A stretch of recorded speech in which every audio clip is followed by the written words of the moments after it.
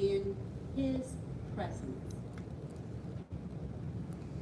God's presence comes to us in many different ways. He reveals himself in other human beings and also in the beauty and the wonder of nature. Because we never could exhaust the way God reveals himself to us, we're always able to come to a deeper knowledge and understanding. Isn't that wonderful? We will never reach that point where we think we know all that there is to know about God. He won't allow that. He'll always bring us to another knowledge. It is never given once and for all, but continually through other people and creation, events, his word and scripture, the sacraments, personal prayer, and meditation. So God acts first. So if faith is given as a gift, we are able to either accept it or reject it. Just as in our human relationships, we never completely know all that there is to know about another person, nor will any two people react the same toward another person. I will never know all that there is to know about our relationship with God, nor anyone else's relationship with God. Just as in our relationships with people in your life, you'll have intense conviction, confidence, doubt, anxiety, and you will go through the same types of feeling through this process. Faith does not come in sizes and shapes. No one's faith is better than someone else's. Although some people are more willing than others to let faith govern their life, we all believe in and have a personal relationship with the same God and his Son, Jesus Christ. How we express our faith is a different matter. Our faith journey is a lifelong process. Remember, this invitation by God is free. And everyone who is given this gift responds in a different way. As we look back over history, we can see how people responded to God's revelation as our faith hall of fame. These people stood firm in their faith because they trusted in God's promises. Like Abraham. Abraham and Sarah were old in their life, and God told them that they were going to. As he said, Sarah would be the mother of nations. Wow. And it came to pass. Moses, Hebrew slave son, was raised by an Egyptian stepmother who was called to lead the people into the promised land. And these are from the Old Testament. And David, the shepherd boy, he slew the giant, Goliath, and because of his great faith, he became king. Now we move into the New Testament. Who do we speak of but our Mother Mary, our blessed Mother Mary? She had, and we thank God that she did, have the faith to answer yes to be the Mother of God. We also think of the Magi, the three kings. They believed on a scriptural promise of a Messiah. They followed a star, they searched, they found it, and they worshiped the infant Jesus. The apostles, they were simple, frail men and women. They followed and believed Jesus. At first, they were not very good at it. Through their surrender, God molded them to be such powerful leaders, especially St. Peter. And you're going to come to know them and to love them and to see yourself in the apostles, in the leaders that Jesus chose to be his followers. And of course, the greatest, Jesus Christ. He was and still is, the greatest example. Having faith in his Heavenly Father. And we open up our hearts to him to guide us on our paths. So in our history of faith, we can see those who experience similar responses. They gather together to share stories, to reinforce each other, to affirm one another's faith. You will be with people here in this Catholic community who will share, reinforce, and affirm each other's faith. I grew up in one such community. I'm originally from Thibodeau. Heard of it? It's the center of the universe. No. We're the French cultural persuasion, if you couldn't figure that out. He's a Bergeron, I'm a Caillouette. So, our Catholic faith was very important in Thibodeau, being rooted in our family. We didn't know any difference between Mass on Sunday and Mass any other day of the week. We were taught that our Catholic faith was a part of everything that we were. It wasn't just on Sunday. My family life, I was the fifth of 7 children. Very large extended family, very faith-filled, and even though shy, I had a wonderful childhood. My mother and father tried very hard, worked very hard with us to show us the love of God. They gave us all the important necessities, meaning the character that we needed in order to grow up in the eyes of God. Our Catholic faith was so immersed in our lives, you couldn't tell the difference. We knew who all of our heroes were. And who were they? All the angels and saints. I mean, we actually had cards. Just like you have baseball cards. We had angel cards, the saint cards. Didn't you have them, Helen? Yeah. And we collected those. So, how precious is that? So I'm trying to do that with my grandchildren. My parents were very faith-filled in attending Mass. I always was in awe of what took place at Mass. The church that we experience a lot of our sacraments is St. Joseph Co-Cathedral in Thibodeau, and it's absolutely beautiful. It's beautiful because when you walk in it, you are lifted to heaven. And when you walk in St. Joseph Church, I just went to my sister's funeral a couple of weeks back, and it was heavenly, as sad as it was. But it was because you knew that something heavenly was taking place between heaven and earth. I loved all the smells, the incense, because I remember reading it in the Old Testament, how the Lord loved the sweet oblation, that he loved that being sent to heaven, the smell of the incense, and you'll smell it, how they bless everything.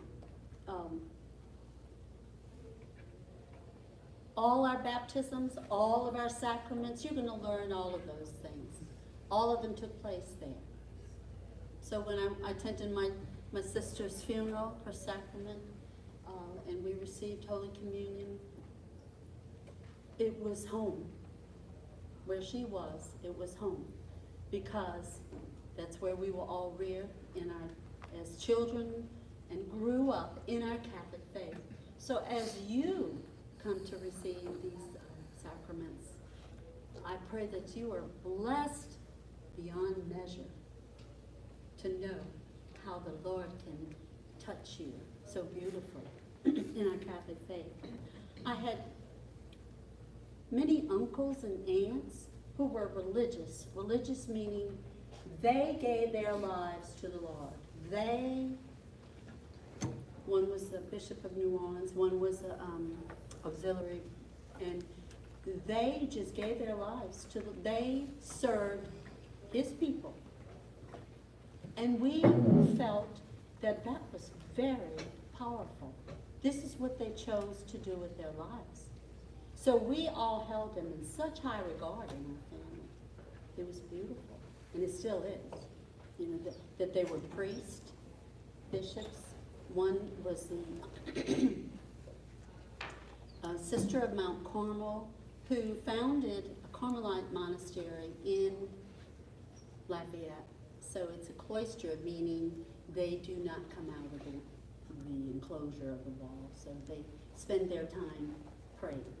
So to have all of these people in my family who were so devout and so religious was very wonderful for us. They lived a great witness. They taught us how to do that. I also have a wonderful memory of attending a great Eucharistic conference. And they don't have that anymore. I pray that we do get rid of COVID. You can't have anything like that. But anyway, I think it was in Tulane Stadium. And it was a beautiful conference, and we went there, and everyone went there to receive Holy Communion. It was powerful to see the candles, and it's just so beautiful to see all of these people having the same mind and heart receiving Holy Communion at that Eucharistic conference. We took a trip to Nova Scotia, took his mom, and because of our French ancestry, what affected us most in Nova Scotia was that, yes, they had a very difficult bringing over here to the States. But what affected us the most was that we loved seeing that in the barracks for the soldiers there, you know, that had come from France, they had prières, which were kneelers. And when you go into the chapel, you'll see the kneelers. And these soldiers would kneel every morning in prayer. And I thought, no wonder as French people, how we love the Lord, how we were taught to love the Lord and shown how to love the Lord. So even in Nova Scotia, they taught us how important it was to carry that on. My dad died. He was 58. No, he was 48. In 58. So he died of a massive heart. Left my mother with 7 children. Now some of you figure this out. And Mr. Ed, how many children you have? How many children? How many? 11. So he knows. My mother was left with 7 children, ages 6 to 16. So there's 10 in between. And my mother was paralyzed as well because she had a medical mishap. So growing up, we didn't look at all the heartaches that we had. I mean, yeah, I'm sure we compared somewhat, but she taught us, and you're going to hear a lot of this, to pick up and what? Carry your cross. And that's what she did. She was given a cross to bear, and she did. And she did it so beautifully, and she was so devout to the Blessed Mother. She looked at her, and she went and knelt with her at the foot of the cross. So my mother and our family, you know, and what our Father left us was precious, and it still is. I attended Mass in junior high. I just loved going to Mass. So even as a young person, I would walk to church. And even though I did go to a Catholic all-girls school, all of us did, and the boys went to boys' school. So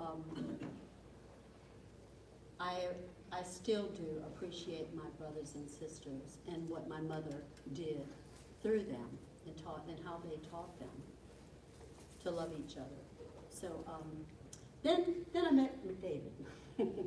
And he was in Helen. Listen to Helen. David, well, in Thibodeau, everybody went to Mass. Everybody loved the Lord through their Catholic faith. You know, they all were wonderful witnesses, all the people that I knew. And then I met David. And David didn't go to church. And I said, well, why in the world aren't you going to church? And, oh, I keep moving, don't I? I'm It's okay. so sorry. I did that to you last time. It's okay. I'm not going to do it again.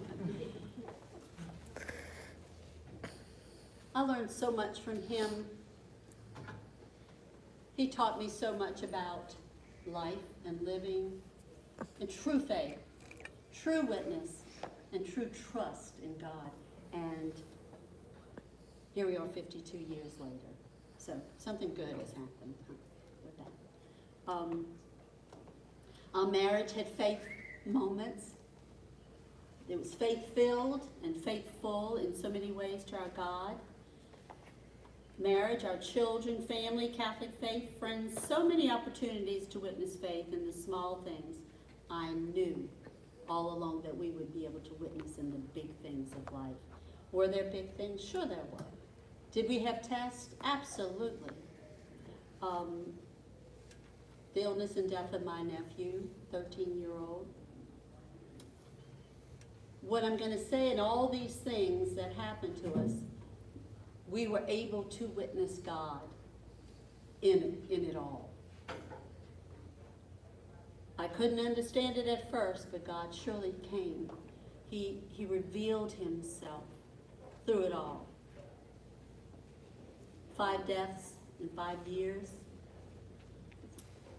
Mother-in-law, mother, father-in-law, sister, and step-grandson. So, was that hard? Sure it was. You know, I don't think anyone who truly loves the Lord can tell you, well, you know, we got through it all. Yes, you get through it. The good Lord gives you what you need to get through it. He helps you.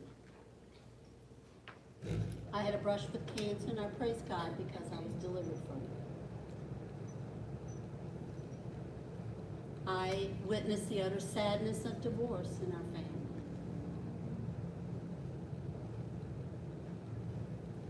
Through all of these difficult times, we learned that faith is the only thing that God rewards and Satan attacks.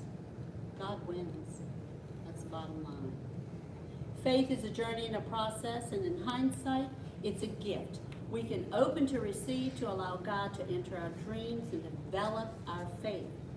God leads, he acts first means when I respond, I have to give up some control of my life. Some people are more willing than others to give up that control that governs their lives. And when I give this up and allow the Lord to enter in, he will lead me into ways unbelievable. Can doubts and a questioning attitude be compatible with faith? Absolutely. Faith can live with questions and continue to ask and seek the truth, but faith trusts in God unconditionally, even when things don't make sense or even when God's presence doesn't make sense. I read the story of Job. That's one person I want you to look up in the Old Testament. Oh, why? I'm sorry, I went to a funeral today and that's what they spoke on. Oh, you're so well, I'm not sorry because it's powerful. Yeah. It's powerful. Everyone in your Old Testament, when you have a chance, go and read the book of Job. So, faith trusts God enough to believe in God's truths. It's not a separate piece of life. It's not just on Sunday that we have this faith. So you have faith, you are able to, like my mother, rear and educate all 7 of us in our Catholic faith and in our education and in the things of life. I have come to see that in my Catholic faith, our members are weak, sinful, floundering, self-centered, and frequently they have their shoestrings tied together, as Mitch Finley states in The Seeker's Guide to Being Catholic. He also states the church will never embody perfectly the ideals and goals of its founder. It's a church built of magnificent saints and terrible sinners, high successes and monumental failures, filled with quite ordinary people who are grateful for their faith, their relationship with the risen Christ and with one another, and who go about their daily lives doing the very best they can. Think of your God creating a wonderful gift for you, a gift of faith for you. He's waiting for you to accept it, to unwrap it, treasure it, then wait on the Lord to see the true glory of God in your life. And now I would like to hand this over to you. Is that right? You have enough time? Yeah. Okay.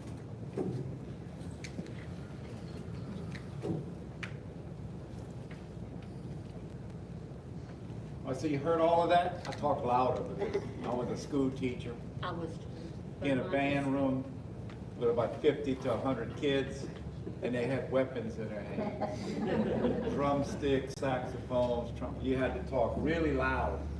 So people always said, "Were you a coach?" No, band director. So she told you her story of coming up, and it is a remarkable family. I think she left out Uncle Jimmy, who was a priest, cousin Adrian, he was a priest. We had some go off to the seminary and come back with a wife, you know, so they didn't get to be a priest, but she has a big family, huge. You rent a park when you have, they rent a park when they have a family gathering. So, wonderful. My family's much smaller.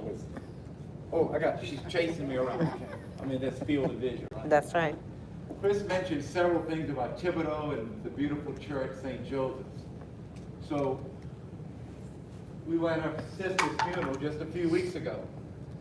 And I took this picture from the little choir area. My son and I were the choir that day. And I noticed that magnificent window and the light coming through it. And it just caught my eye, and I took a quick picture of it. So I wanted y'all to see it, because she was baptized in the light of that window. She made her first communion in the light of that window. Right? She was confirmed, probably in the front row, since her name was C, under that window. Many years later, we were married under that window. And I really never noticed the window. I was looking at her.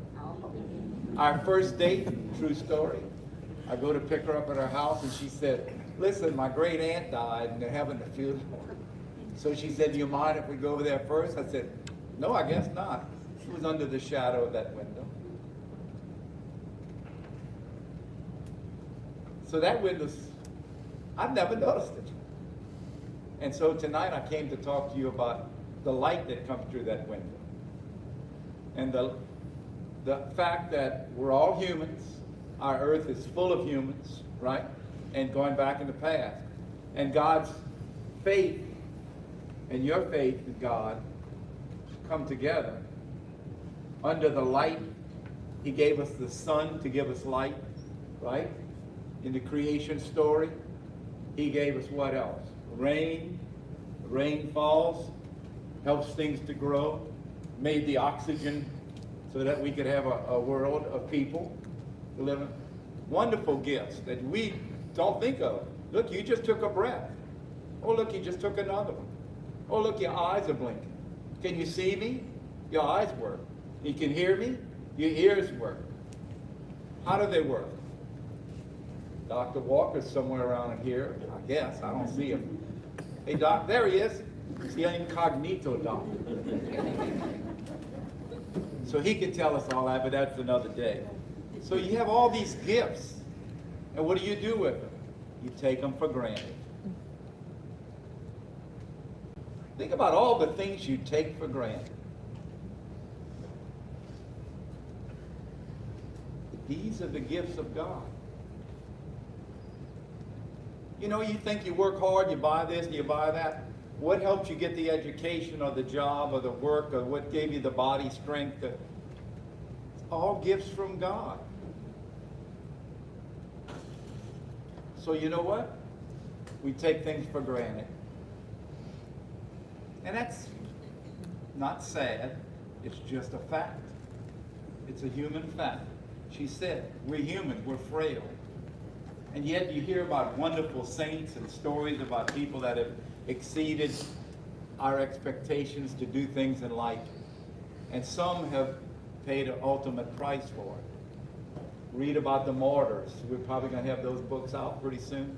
Read about the martyrs. And I'm not talking about the stuff in between bricks. Okay? The martyrs, the people that gave their life. And it went through for centuries. Think about that choice you would make. Would you deny Christ and try to live one more day? It's a powerful thing to read about the martyrs. So anyway, my little story is different from hers. I had a Catholic family. We call ourselves Cradle Catholic because your mother and dad are Catholic. You're born Catholic. You're a Catholic. You know, I have an older sister. I have a twin brother. And I have a younger brother. And again, like her, we went to Mass often. My dad was a member of the Knights of Columbus, and we were members of other organizations, and there was catechism at church in the mornings or the evenings and different times in the summer.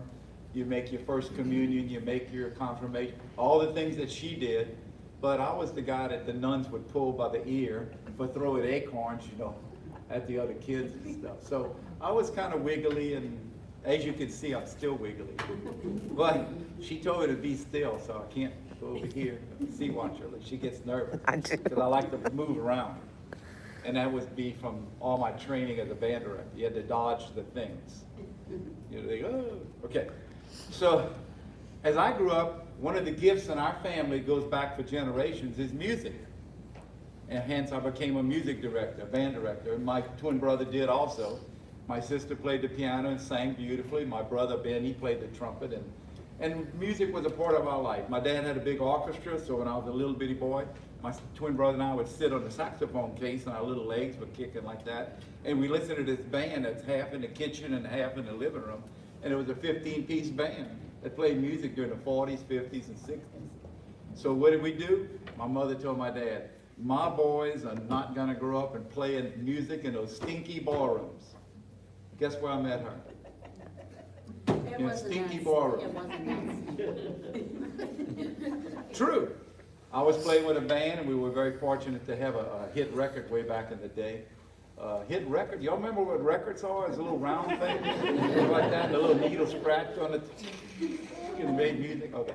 Well, we had a little hit record, and we booked a lot of jobs, and college got in the way, so I didn't kind of go to class, and things, you know, just kind of spiraled out of things. But I always had some money in my sock drawer. Yeah, we played music for money. God uses a fool and sends him into places that you would not think. And then I meet her. And 4 short years later, she said yes, and we got married. But when I met her, she said, I'm 16. Because I asked her to marry me, she laughed. She said, I'm 16. And I went, so, how did I come to be a member of this? Well, it's over here. I asked her for a date, she agreed. We went into that church, and there was a little fount where you dipped your fingers and you made the sign of the cross, the holy water, the little fount. So when she walked in, she went, must be a Catholic. And then we walked down the aisle, we genuflect, and make sign of the cross, and we sit in the pew, and we prayed for her aunt, who I didn't know, but I guess you can see it. There's a crucifix up here. We were sitting right under that, and the altar was different in those days. It didn't project out. It was the old rail, what they call it, but it's just a beautiful church. If you ever drive into Thibodeau, it's open all the time. Take a walk through it. It's just gorgeous. It really is. Those windows are probably 30 foot by 15 or 20 foot, I don't know. They're huge. And they're all over the church. That's just one of them. And families dedicate windows like that. So her family, way back in the 1800s and early 1900s, put up the money for that beautiful window to be put up there. And not that particular one, but another one in the church. But just to give you an idea how awe-inspiring that is. And people say, what's all that about?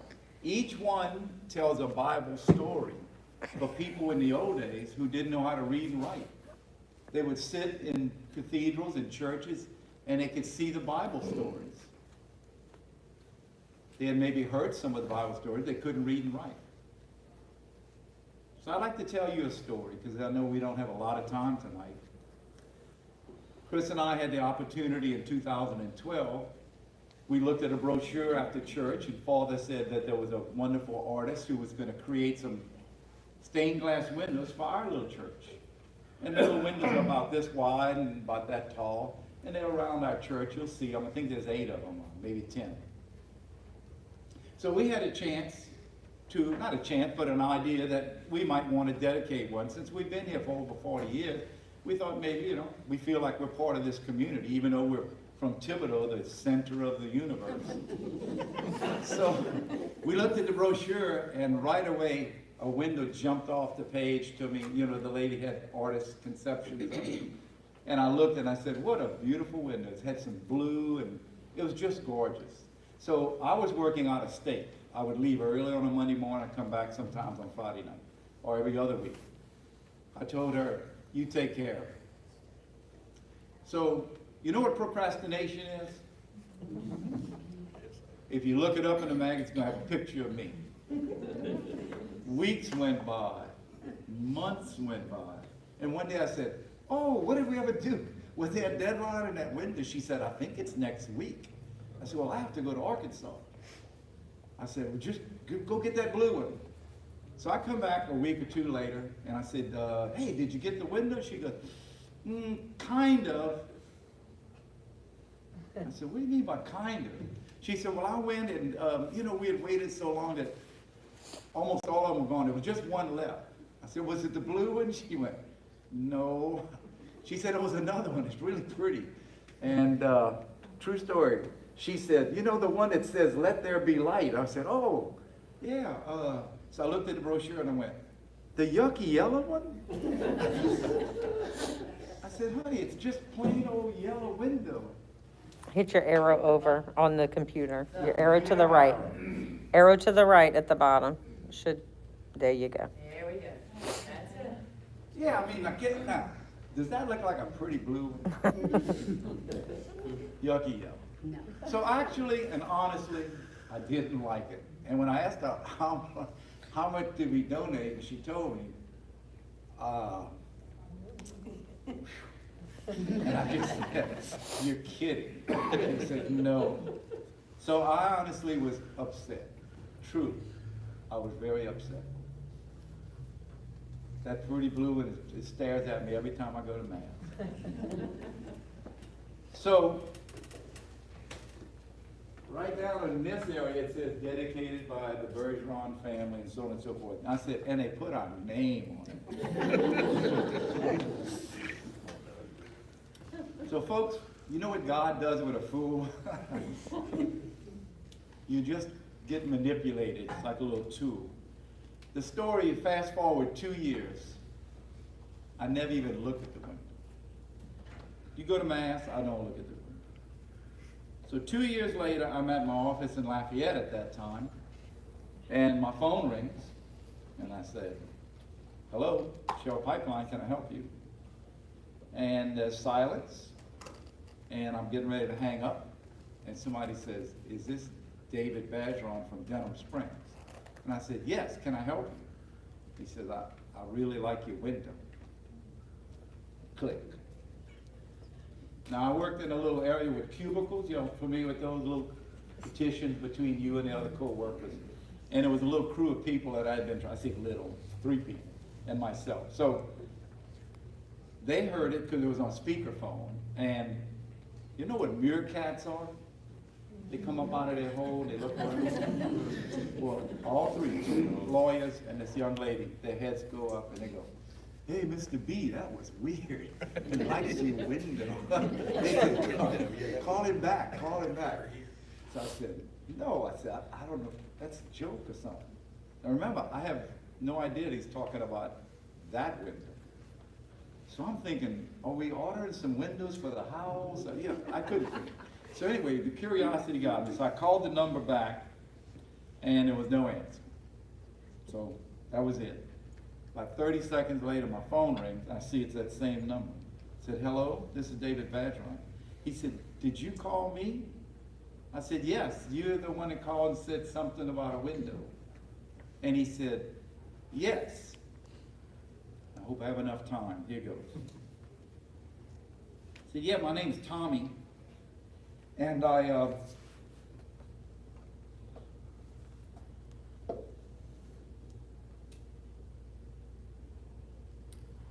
was driving through Denham Springs. He said, I'm not from here. He said, my car overheated and I pulled off in the parking lot in front of a big building. He said it was cold. It was January the 6th. And he said, I was cold and I was sitting there. He said, I saw a lady come out of the doors. So he said, I went and I pulled on the doors and it was open. He said, I went in there and it was totally dark. So he said, I worked my way up to the front. And he said, I started having a conversation with the crucifix. He didn't call it that. He said, the man on the cross. And he said, there was nobody around, so he said, I actually started talking out loud.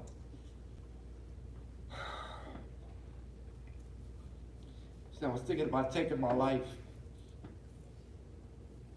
And I have a wife and 2 kids, and he's telling me all this on the phone.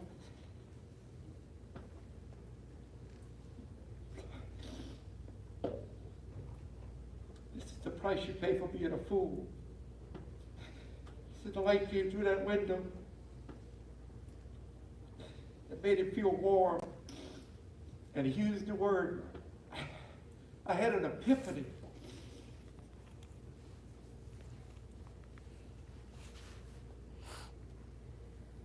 I'm not going to take my life. I'm going to try to beat this alcohol problem. I'm going to try to get a job. I'm trying to do that. I said, you want to have lunch? And he said, I don't have any money. I said, I didn't ask you that. I asked you, do you want to have lunch? So I drove like a bat out of hell back to Denham Springs. I met him, and we met, and it was so sad to look at that young man. That was January 6th, 2014. In the class, in this RCIA class, that fall, he enrolled. He wasn't even from here. And he drove here every Thursday night. He never missed. And he made his first communion. He went through the whole process. And I didn't have anything to do with it. The yucky yellow window did. That little bit of sunlight came through that window and shone on him. And if you ever go in there in a dark day, you'll see what I'm talking about. Thank you, Helen. My mama told me never do this. I'm sorry, people, but that's a true story.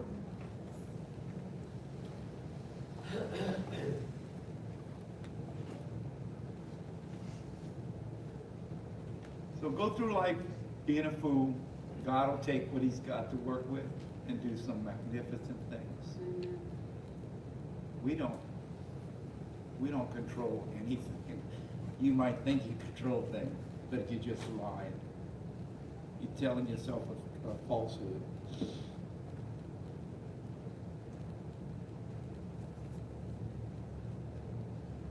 That little yucky yellow window.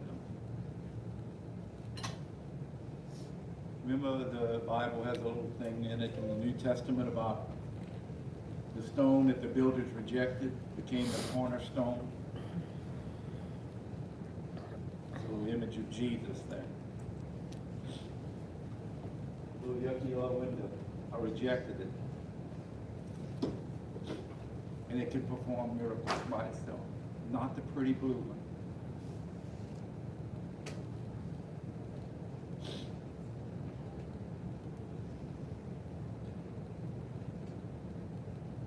Life is hard and life is serious. Life can be fun. There's wonderful little moments. But I don't want to ruin your day, but we're all going to die, right? We don't like to think about it. Young people hate it when I bring it up. So we have just one opportunity from our birth till our death to do something positive. Let God use you. You can be a fool if you want. You can read a lot and study a lot and become a well-educated person and all that, and then poof, you're gone. You know? Or you can work hard, do all kinds of stuff. You come home every day, thank God for one more day. We used to ask my dad as he was getting older, "Hey Dad, how you doing today?" He said, "Hey, I woke up, I looked around, I didn't see candles and flowers. So I thought it was going to be a pretty good day."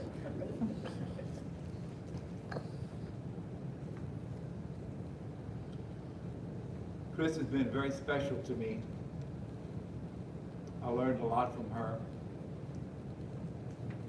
And I wasn't teaching when she learned a lot from me. I was just being me. So you know what? God gave you all your gifts. You know, I always say I'm a musician. Well, that's not my only gift, I'm sure. You know, we wish for things, wish for better eyesight, better hearing, all that kind of stuff. But look around and see, this room is full of people, and there's millions of others on the earth. We have to be each other's angels. You know, like in the movie, the angel comes flying down and does something special. No, we are each other's angels. You know, guys, when you were growing up, I hope your mom told you to hold the door open for a woman. Now, some women slap you. I don't get it. I stand by the door, wait for some big guy to open it for me. I hate to show them. Doesn't work. So, folks, when you're going through your little life right now, we call it the journey. And on this journey, you have lots of excitement, you have lots of boredom, you have lots of illness, you have lots of health. But everything is a gift from God. When people say, "Oh, they got COVID, oh, they got COVID, oh, they got COVID." Well, think about back in the days of the Black Plague. Oh, they got the Black Plague. Everybody, every generation has something. What you do with it, how you react to it, how you help others. Jesus said, "Love one another." Man, that's hard to do sometimes. And sometimes it's so easy. So you just do the easy one. Don't do the hard ones. No, you got to go do the hard ones too. Start little and let it grow. Since we've been here, we call it adopting. We adopt some elderly people sometimes. You'll see them at church, you'll see them in the store or something. Just adopt one. Start calling them once or twice a week and saying, "Hey, how you doing? You need something?" And you'll find out pretty soon they trust you and they need stuff. And you're the person that can run to the store and get them something. Or drop by and say hello. Remember their birthday. You know, some old people like that. Some of us don't.